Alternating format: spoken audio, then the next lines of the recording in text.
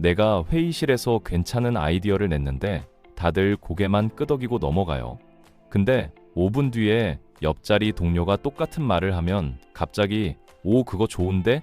라는 반응이 터지는 거 있잖아요. 그 순간 느끼는 감정 아시죠? 뭔가 잘못됐는데 뭐가 잘못된 건지 모르겠는 그 찝찝함이요. 혹시 내가 말을 못해서 그런가? 목소리가 작아서 그런가? 아니면 그냥 내가 별로인 건가? 근데 진짜 이유는 전혀 다른 데 있어요. 당신 몸에서 보이지 않는 신호가 나가고 있거든요. 이 사람 말은 대충 들어도 된다는 신호요. 문제는 본인만 모른다는 겁니다. 오늘 이 이야기 끝까지 들으시면 그 신호가 뭔지, 어떻게 바꾸는지 알게 될 거예요. 바꾸는 방법은 어렵지 않아요. 몇 가지만 다르게 하면 완전히 달라집니다. 자, 본격적으로 들어갈게요. 먼저 우리 뇌가 사람을 어떻게 판단하는지 이해해야 해요. 뇌는 기본적으로 게으른 기관이에요. 에너지를 아끼려고 모든 걸 빠르게 분류하려 하죠. 새로운 사람을 만나면 뇌가 제일 먼저 이 사람 신경 써야 하나 말아야 하나를 0.5초 안에 결정해요. 마치 이메일 제목만 보고 중요함에 넣을지 나중에에 넣을지 정하는 것처럼요. 한번 나중에 폴더에 들어가면 어떻게 되죠? 영원히 안 열어봐요. 사람도 똑같습니다. 신경 안 써도 되는 사람 폴더에 들어가면 아무리 좋은 말을 해도 필터링 당해요. 그래서 회의실에서 그런 일이 벌어지는 거예요. 당신 말이 문제가 아니라 당신이 이미 대충 들어도 됨 폴더에 들어가 있던 거죠. 그럼 뇌는 뭘 보고 분류할까요? 여기서 중요한 게 나옵니다. 뇌는 이 사람이 뭘 하는지보다 자기 자신을 어떻게 대하는지를 봐요. 스스로를 막 대하는 사람은 남들도 막 대해도 된다고 인식해요.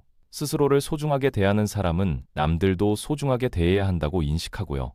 카페에서 아르바이트하는 직원 2명을 비교해 볼게요. 한 명은 손님이 뭘 시켜도 바로 네네 하면서 달려가요. 한 명은 하던 일 마무리하고 네, 뭐 드릴까요? 해요. 같은 직원인데 왠지 두 번째 직원한테 더 함부로 안 하게 되지 않아요? 그게 바로 이 원리예요. 스스로를 어떻게 대하느냐가 남들의 태도를 결정하는 거죠.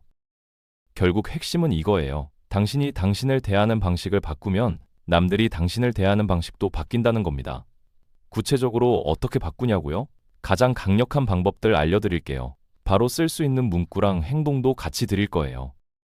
첫 번째, 예측 가능한 사람에서 벗어나기예요. 뇌는 예측 가능한 건 무시하도록 설계되어 있거든요. 매일 출근길에 보이는 간판 기억나세요? 안 나죠. 너무 익숙해서 뇌가 필터링 해버렸거든요. 사람도 마찬가지예요. 항상 똑같이 행동하면 내가 이 사람 뻔해 하고 관심을 꺼버립니다. 회사에서 항상 부탁을 들어주는 사람 있잖아요. 야, 이거 좀 도와줘. 가능해? 이러는 사람이요. 이 사람 뭐랑 비슷한지 아세요? 자판기요. 버튼 누르면 음료수 나오듯이 부탁하면 무조건 들어주니까요. 자판기한테 고마워하는 사람 봤어요? 없죠. 자판기가 안 되면 짜증내지 고마워하진 않아요. 이 사람이 어느 날 갑자기 미안, 오늘은 좀 어려울 것 같아 라고 하면 어떻게 될까요? 상대방 뇌에서 알람이 울려요. 이 사람 원래 이랬나? 그 순간 당신은 자판기에서 사람으로 바뀌는 거예요. 드디어 존재감이 생기는 거죠. 제가 권하는 건 의도적 부일치예요. 일주일에 한 번만 평소와 다른 행동을 해보세요. 항상 조용했으면 회의에서 먼저 의견 내보기. 항상 부탁 들어줬으면 한번 정중하게 거절해보기. 항상 동의했으면 저는 좀 다르게 생각하는데요 라고 말해보기. 이게 불편할 거예요. 상대방도 불편해할 수 있어요. 근데 그 불편함이 바로 신호예요. 당신이 더 이상 뻔한 사람이 아니라는 신호요. 뇌가 다시 당신을 인식하기 시작했다는 증거예요. 중요한 건 한번 다르게 행동했으면 물러서지 마세요. 농담이야. 이러면 역효과 나요. 이 사람은 쉽게 흔들리는구나로 저장되거든요. 분위기가 어색해져도 그냥 담담하게 있으면 돼요. 그 어색함을 견디는 힘이 바로 당신의 존재감을 만들어주는 거예요. 바로 쓸 수 있는 문구 드릴게요. 누가 무리한 부탁을 할 때 이렇게 말해보세요. 그거 해주고 싶은데 지금은 좀 어려울 것 같아. 다음에는 가능할 수도 있어. 이 문장이 강력한 이유가 있어요. 해주고 싶은 데가 호의를 보여주고 지금은 이 상황 탓으로 돌리고 가능할 수도가 여지를 남기면서도 약속은 안 하거든요. 이 미묘한 차이가 당신을 자판기에서 사람으로 바꿔줍니다. 두 번째, 시간의 가치 보여주기예요. 사람들은 당신이 당신 시간을 대하는 걸 보고 당신을 얼마나 존중할지 결정해요. 항상 바쁜 척하는 사람 있잖아요. 만나자고 하면 스케줄 확인해 볼게. 이러는 사람. 솔직히 좀 중요한 사람처럼 느껴지지 않아요? 반대로 항상 나 괜찮아? 언제든 돼? 이러는 사람요? 뭔가 좀 한가해 보이고 심하면 친구가 없나 싶기도 하잖아요. 카톡 왔을 때 0.3초 만에 답장하는 사람한테 뇌가 무슨 신호를 받겠어요? 이 사람은 항상 대기 중이구나. 별로 바쁜 사람이 아니구나. 반대로 답장이 좀 늦는 사람한테는 뭔가 하고 있는 사람이구나. 중요한 사람인가 봐. 라는 신호를 받아요. 같은 사람인데 답장 속도만 달라도 인상이 완전히 달라요. 재밌는 예시 하나 들어볼게요. 친구가 이번 주말에 이사 도와줄 수 있어? 라고 물어봤어요. 보통은 응? 몇 시? 이렇게 대답하죠. 이 대답 문제가 뭔지 아세요? 난 항상 비어 있어요. 라는 메시지를 보내는 거예요. 대신 이렇게 해보세요.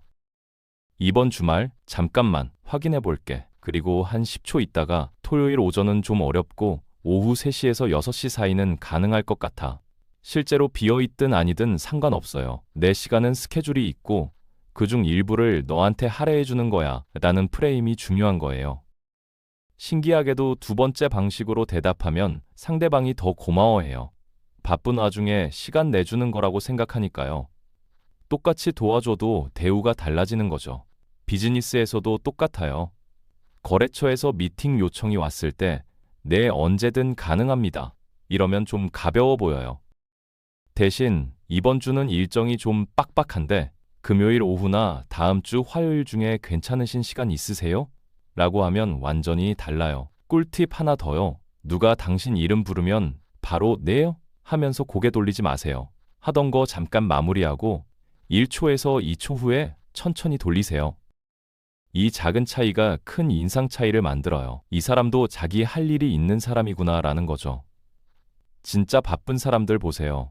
불러도 바로 안 쳐다봐요. 세 번째, 가장 강력한 건데요. 떠날 수 있는 사람 되기예요. 인간관계에서 힘의 균형이 어떻게 결정되는지 아세요? 그 관계가 더 필요한 사람이 약자가 돼요. 상대방이 저 사람은 나 없으면 안 돼 라고 인식하는 순간 함부로 대하기 시작해요. 반대로 저 사람은 나 아니어도 괜찮겠다라고 느끼면 잘해주려고 노력하고요. 직장에서 예를 들어볼게요. 신입 중에 유독 대우 잘 받는 친구가 있었어요. 상사들도 함부로 안 하고 회식 때도 술 강요 안 하고요. 나중에 알고 보니 집이 부유했는데 돈이 많아서가 아니에요. 이 회사 잘리면 어쩌지 라는 두려움이 없으니까 자세가 달랐던 거예요. 눈치 안 보고 할 말하고 위축 안 되고 그게 표정이랑 자세에서 드러났던 거죠. 상사 입장에서 보세요. 간절해 보이는 사람이랑 여유로워 보이는 사람 중에 누구를 더 함부로 대하기 쉽겠어요? 연애도 마찬가지예요. 매달리는 사람은 대우 못 받아요. 이 사람은 나 없으면 안 되는구나 라고 생각하면 무의식적으로 함부로 하게 되거든요. 반대로 이 사람은 나 아니어도 잘 살겠다라는 느낌이 드는 상대한테는 잘하려고 노력해요. 아이러니하죠. 덜 매달릴수록 더 대우받는다는 게.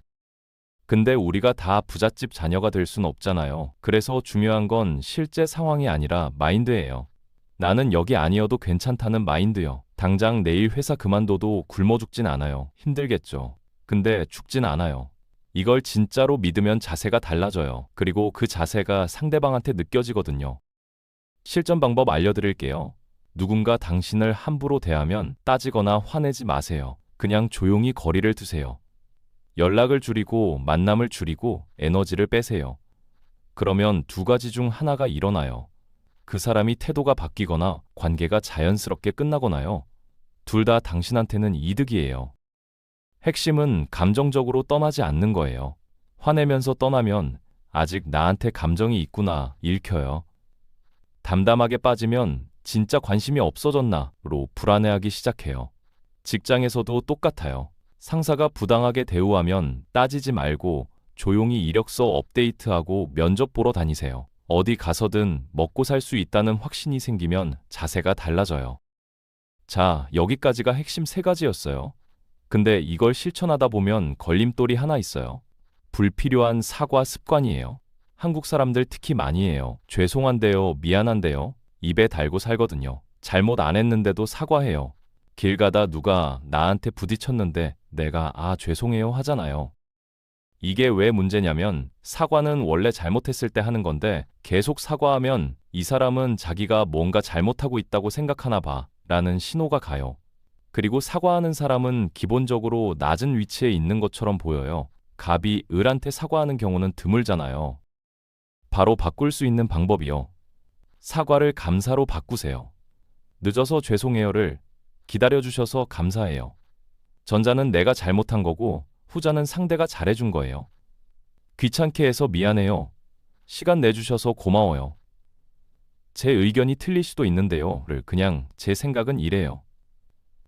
똑같은 상황인데 위치가 달라지죠? 오늘 하루 죄송이랑 미안을 몇 번 쓰는지 세어보세요. 깜짝 놀랄 거예요.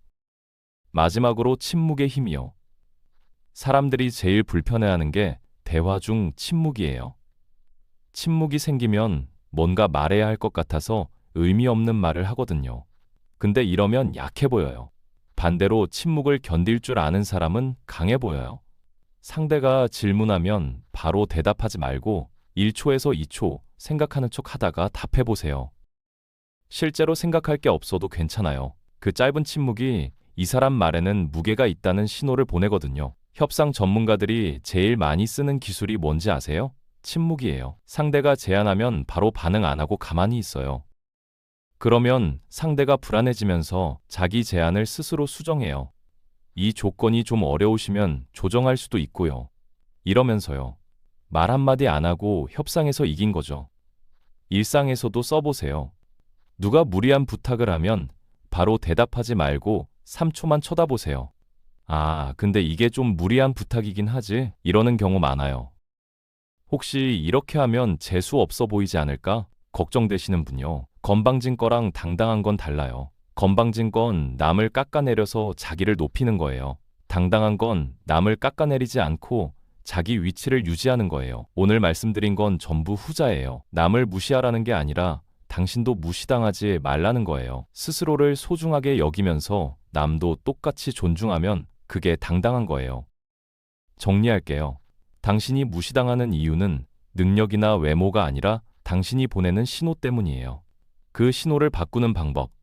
예측 가능한 사람에서 벗어나기, 시간의 가치 보여주기, 떠날 수 있는 사람 되기, 거기에 불필요한 사과 줄이기, 침묵의 힘 활용하기. 이 중에 오늘 하나만 해보세요. 오늘 하루 죄송해요 안 쓰기, 카톡 답장 30분 후에 하기, 누가 이름 부르면 1초 기다렸다 고개 돌리기. 이런 거부터요. 일주일만 해보세요. 주변 사람들 반응이 달라지는 거 느낄 거예요. 어떤 사람은 불편해할 수도 있어요. 그거 정상이에요. 변화는 원래 불편함을 동반하거든요. 당신은 이미 존중받을 자격이 있는 사람이에요. 근데 그동안 스스로 그걸 숨기고 있었던 거예요. 이제 그만 숨기세요. 인간관계는 결국 거울이에요. 당신이 당신을 대하는 방식이 그대로 반사되거든요. 그 신호를 바꾸면 받는 대우도 바뀝니다. 오늘부터 시작하세요. 진짜 됩니다.